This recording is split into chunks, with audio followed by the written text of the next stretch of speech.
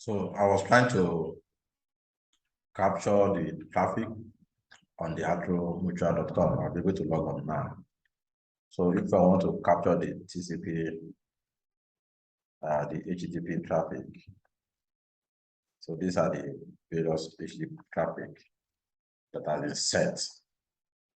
These are some of the logon page. If you want to follow the particular TCP traffic, you click on follow TCP stream. So you can take your time to look through the stream.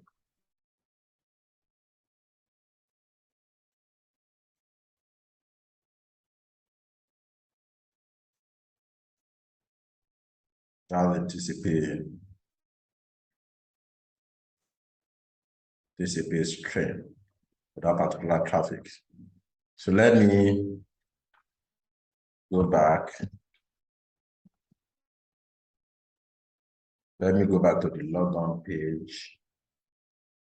This is the logon page. Let me see whether I can see something interesting.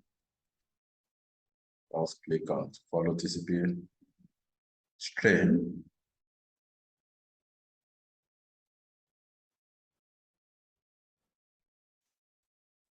So that's where I initialize the logon page, right?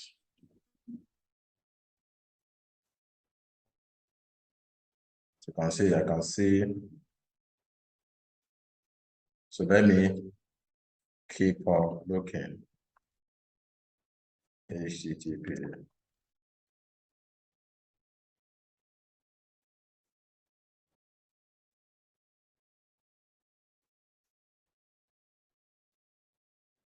This is where it's directing to.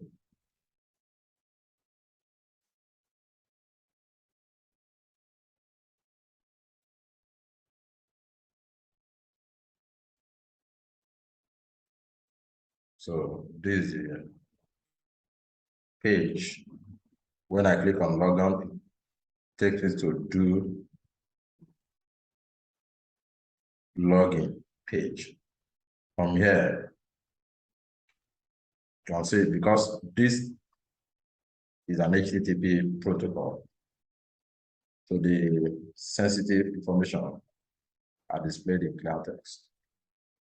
So if I use a telnet protocol as well, I'll be able to sniff the username and password. So that's why it's always important to make sure that protocol that allows transmitting of messages in plain text should be disallowed. Protocol like HTTP. Instead of using HTTP, you can use HTTPS instead. So that's how to sniff network traffic with Wireshark. So you can try the same thing with scalping module on Python. On lesson 4, we did a deep dive session on how to sniff various type of traffic. But this time I have traffic that you're sniffing, so streamline it to, on lesson 4, we discussed about how to sniff traffic, ICMP traffic, how to sniff ARP traffic. So this time around, streamline your traffic to HTTP and do the same thing with any of these applications. So you can use any of these applications, maybe multi-dalate, for example, 192.1.40. Let me open up the stuff from here.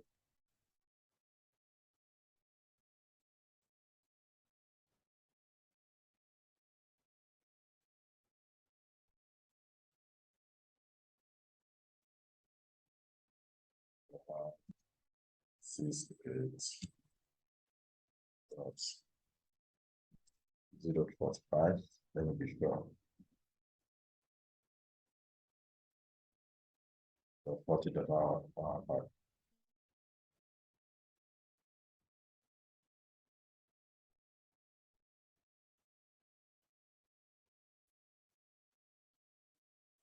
So you can use this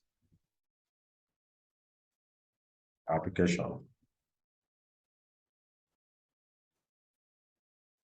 Can just try and log on to the application.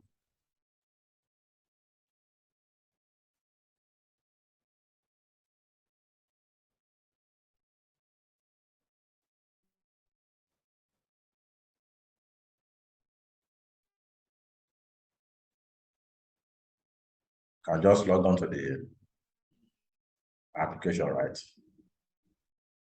See, yeah, how to capture the traffic. But this time around, you be using your copy. And for you to streamline it, you can streamline further your Wireshark. Let's go back to our Wireshark. Let's go back to Wireshark, right? Can come here, streamline this on HTTP, and look for something multi-dilate. This is where we'll try to log on, follow the TCP stream. You should be able to see the username being captured in plain text, right? Yeah. So try with any of those applications. But this time around, use copy on Python. You can, at the same time, while you log into various applications, you can develop a script you can tailor down your script to develop a script to only capture the login whenever you log in the packet at login page.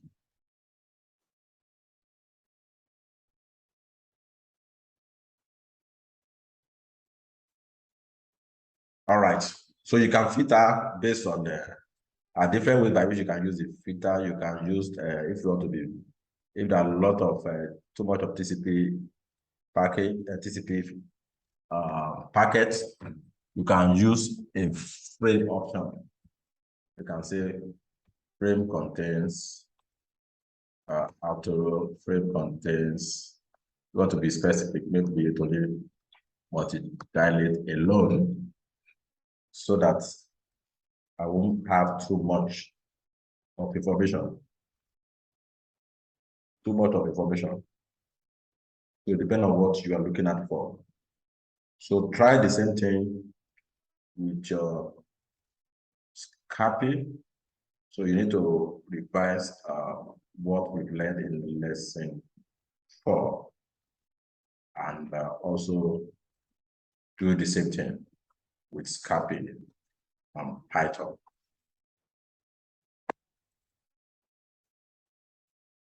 So we shall display only the specific packet that contain the special defined. So if you that means that if you filter, so you can follow the traffic as demonstrated. So you can follow this. So this is what I just tried to explain in this slide. Another tool that we also need to also look at, you can also make use of TCP dump.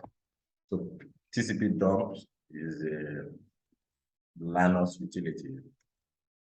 It comes with whenever you are using it, try as much as possible to run the command with your admin user, with the root user. So you need to sudo to the command. For example, if I want to do the same thing on this set of me using Wireshark, I can as well as come there, just say sudo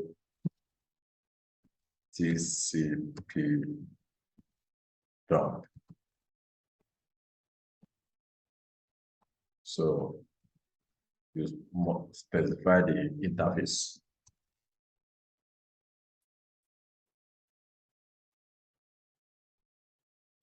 So immediately you do that, because we'll not be sending a packet, it will be static. Let's try sending in a packet. Let me go back to my page, my multi-leader.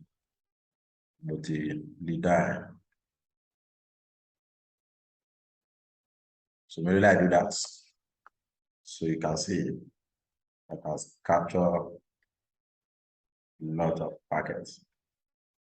So you can now begin to filter, and so you can, as well as just like the way we save our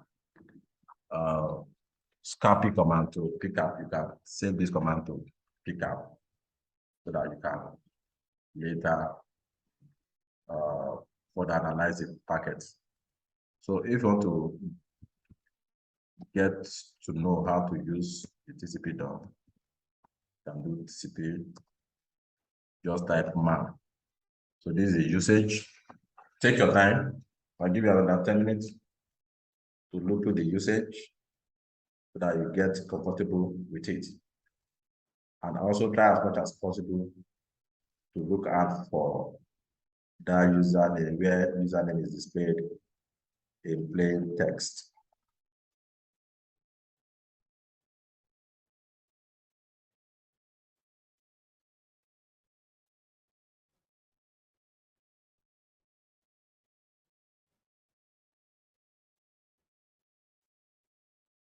This is where we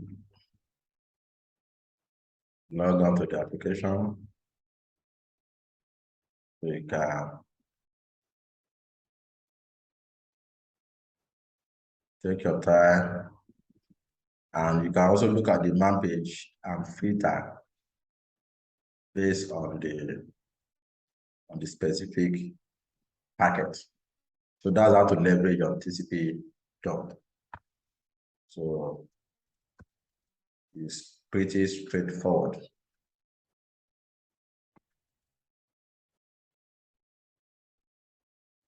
So for you to see the packet in details, you need to have some parameters. You need to filter. For example, how to filter based on the destination, you put the DST. You want to filter based on the DST shows all the communication within the destination specified. So you can filter based on passing the XX parameters. That's to print the header of each packet. That's capital letter for small letter S when passing and printing. In addition to printing the header of each packet, print the data of each packet, whether its links, level, header, and etc. So you can take your time, look through the various stuff. I think I captured some of this stuff on my slide here. You can filter based on the header and based on the definition. Look at the IP address for the local web, and filter based on that, so that you will not be getting too much of, you will not be overwhelmed with traffic. So from the traffic, you can see a lot of sync arc. Let me go back to my, you can see UDP packets. You can see a lot of acknowledged sync arc. Let me scroll up and see the typical of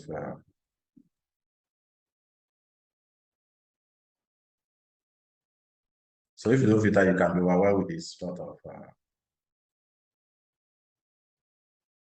request. So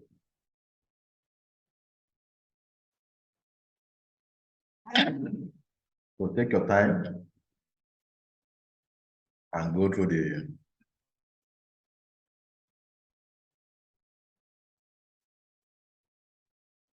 this so that you can get familiar with its use is pretty straightforward, just like the way we use as copy.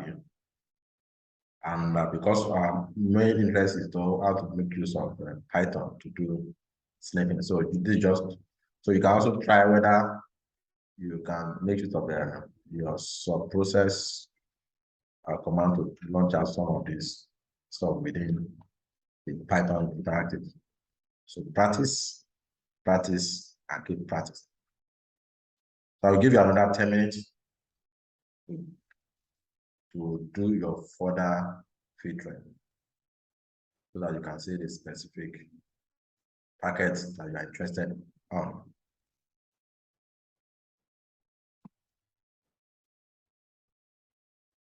So these are the various filtering. So the previous will contain a lot of information. If you want a simpler approach, we can just remove some of the parameters and run this following command. Here we remove all the hexadecimal output. If you want to remove all the hexadecimal output, we increase the output by positive with the. So if you want to increase the output by positive, so you do that. So you can try that.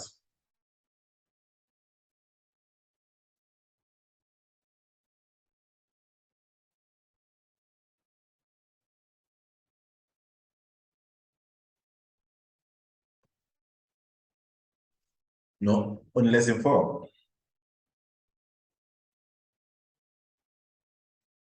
I told you on how to convert to B64 and how to decode B64 using, and so there are various tool and web applications that we can use to do that as well. We can use Bob Suite. By the time we do some further deep dive onto how to hack into web application, we would do a deep dive session on how to leverage the use of Bob Suite.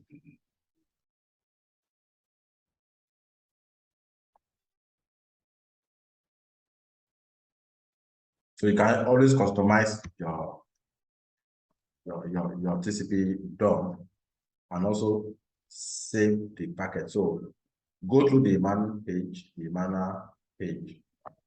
for the TCP DOM and figure out how to save a specific packet, but do further filtering. I give you 30 minutes to do that. Having done that, can you try the same thing with your scrapping for Python, leveraging the use of sniffing functions, snip functions that was discussed and demonstrated in lesson 4.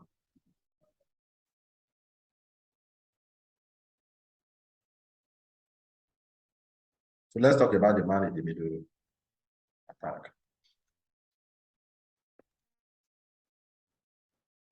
As you already know, the man in the middle attack, otherwise known as MITL, is an attack in which attacker is able to read, modify, or insert arbitrary data in packet transmitted between two guests. So this is a simple illustration of how man in the middle attack works. So you can see the server, you can see the attacker at the middle, you can see the victim. So the victim sends him a request, the attacker snip the request, capture the request, modify the request, and send it as request 2. It gets to the server. The server will think that the request is coming from the victim machine. The server processes the request, send it back, but the request will not get to the victim machine. The attacker at the middle get the request, modify it, and send what he wants the victim to see. So that's what we call it. That's the simple illustration for man in the middle attack. The most simple scenario of MITM attack can be described as follows. The attacker is able to gather the packet sent from the legitimate source of the data transfer. This packet will then be redirected unmodified to the legitimate destination PM, which will not be able to understand the path they have followed. So that is simple But in an advanced technique, requires some prerequisite for the attack to be successful. So the common use of this attack is in local area network due to the lack of security layer 23 protocols such as ARP and DHP. As we all know that DHP and HTTP is not secure. So let's look at some of this. Let's talk about the ARP poisoning. ARP poisoning can be exploited to add a fake information between two communication pairs into local network. In a scenario in which attacker N, the attacker in the middle, want to listen to all the traffic between A and B, this A and B, N will have to send the fake IP MAC pairs to both A and B, making himself the man in the middle. So this is just a simple illustration. This is a simple illustration. As you can see, this is the attacker that is at the middle. This is a victim.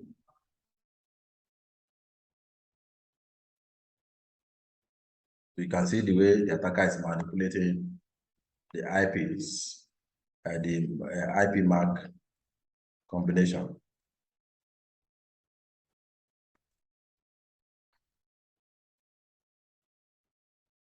So this kind of attack, this is the MAC address of the attacker and the ARP cache of the victims. So you can see it. So how do we guard against this? You should use static ARP. Static ARP is not feasible approach to large and always changing network. So tools like ARP Watch or ARP can detect but not stop the attack. So it's better for us to be able to detect the attack and to know whether stop is coming up. So this is another scenario. We have a local to remote. When a host in a LAN wants to send packet to host outside the LAN, it uses the default gateway. Default gateway MAC address must be used to forward the packet along with the correct IP address configured by the administrator or given by the DHCP.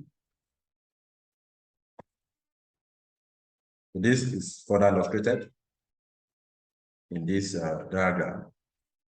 As you can see, this is the attacker, this is the gateway. The attacker is manipulating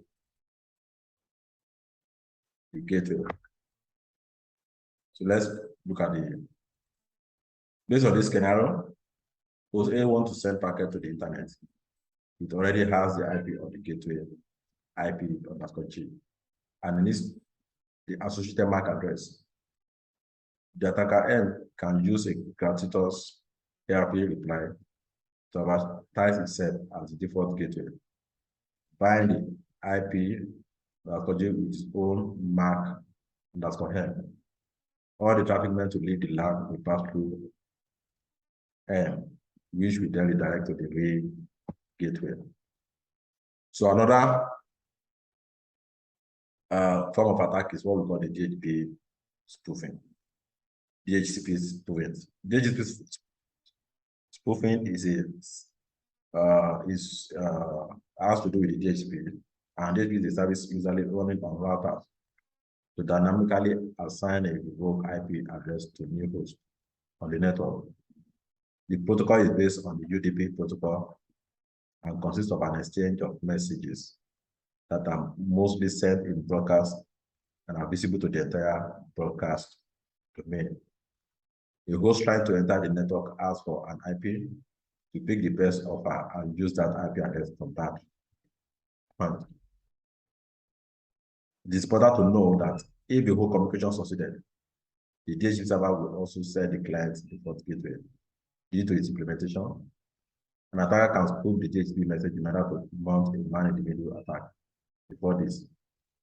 So let's look at how do we inspect this.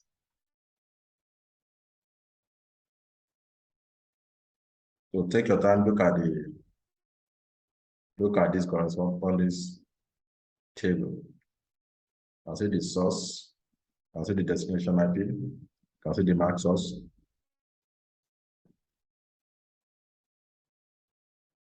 So So you can use your Wireshark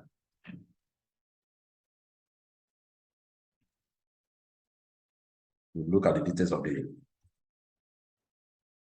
spoofing, and you can filter based on THCP. You can also use any of your spoofing tooling. And you can also leverage on Python scrapping.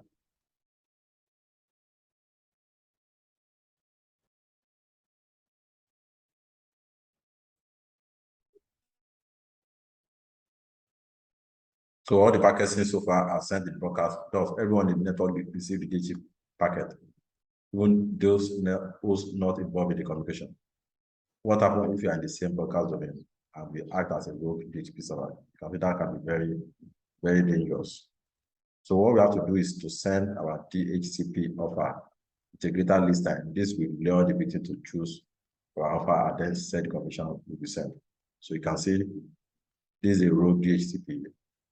And there are different tooling that can be used to achieve that. So we talk about those tooling.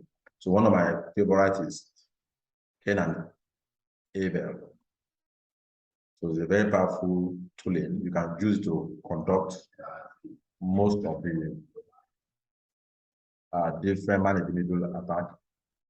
So give me the tools versatility, it has many use during the network testing. In this session, we also want to just based on how to use it to conduct man-in-the-middle attack.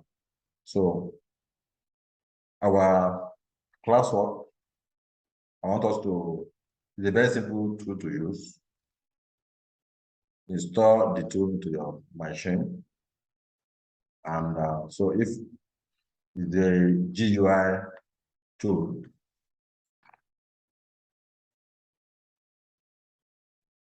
so these are the interface look like.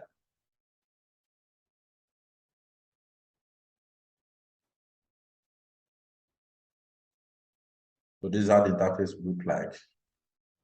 So I want you to get the tools, take your time, you can use it for different forms of attack. Look through the help menu, it's very simple to use. And you can take your time within the next 1 hour, get familiar with the tool. So it's not about the scripting, it's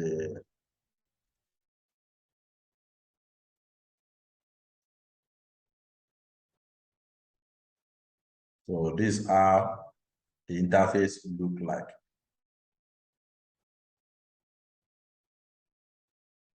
So you can specify your target host. Try different kind of, try the DHCP spoofing, try the RP spoofing, the various form of attack, and record what you observed, and document what you observed. So that will be checked whenever I'm marking the lab, the class, the assignment.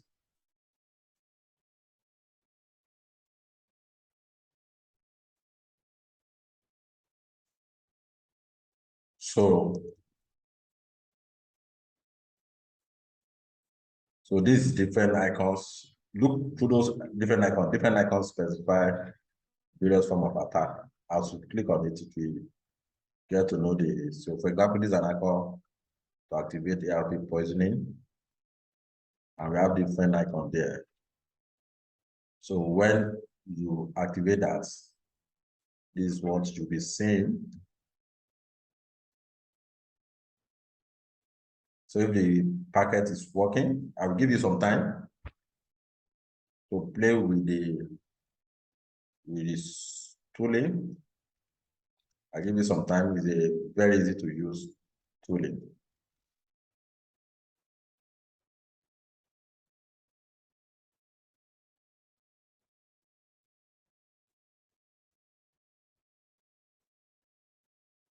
So these are the different attack. We have the half routing, we have the full routing. So this takes us to the end of the module on sniffing and man-in-the-middle attack. So it is highly recommended that you test all of these techniques and work with the tooling to gain familiarity with the material discussed within. This is one of the most important parts of red teaming exercise and will provide many more avenues to attack than most other sections. So take your time, leverage on the various tooling, and leverage on how to do your interactive scripting with Discapy for Python to carry out different level of sniffing. So the classwork, the assignments, you will be leveraging on Discapy, further discuss on lesson 4. So I've also developed some scripts, study the scripts, and see what you can come up. Wish you best of luck. Thank you for your time. So you can also make sure that you try every other protocols, not only the NetBIOS or SMP. Look at every other protocols. So the lab exercise, I told you, the Discapy of Python module for network traffic. So you go to leverage on Discapy for Python module. Thank you, and have a wonderful day.